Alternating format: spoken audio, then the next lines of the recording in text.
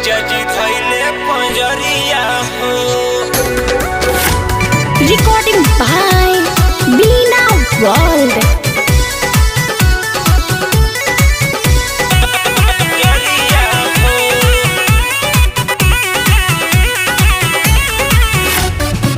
खुशी के बात रहे शादी के दिन हो, रही सिंगार कके बनल हसीन हो।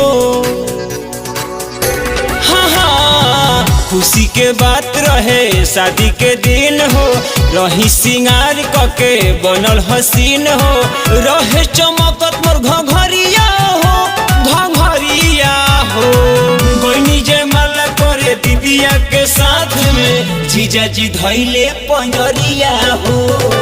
गोइनी जे माला करे दीदिया के साथ में, जीजाजी धइले पंजरिया हो।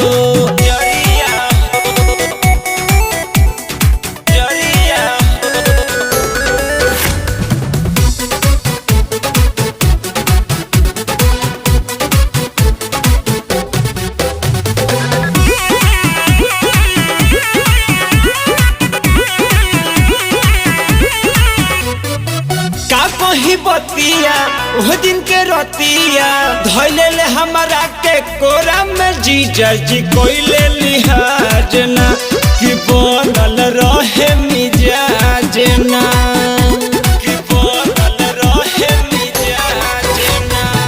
का कही बतिया वो दिन के रतिया धइले ले हमारा के कोरा में, जीजाजी कोइले लिहाज ना कि बनल रहे मिजाज ना। सोर भइल गौआ नगरिया हो, नगरिया हो। गोइनी जय माला करे दीदिया के साथ में, जीजाजी धइले पंजरिया हो।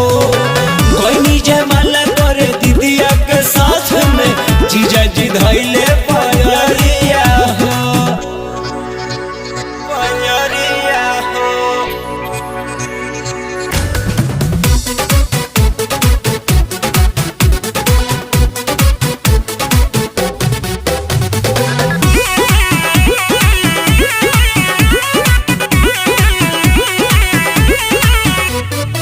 पहले जब टच हो मन भइल गच हो, शंकर के तनी न बुझाइल के बोले अभियान तो बोलता कि पोल सारा दुनिया खोलता, कि पोल सारा दुनिया खोलता। पहले जब टच हो मन भइल गच हो, शंकर के तनी न बुझाइल के बोले अभियान तो बोलता कि पोल सारा दुनिया खोलता। और बिंदो लुटे ले लहरिया हो, लहरिया हो। गोइनी जे माला करे दीदिया के साथ में, जीजाजी धइले पंजरिया हो। गोइनी जे माला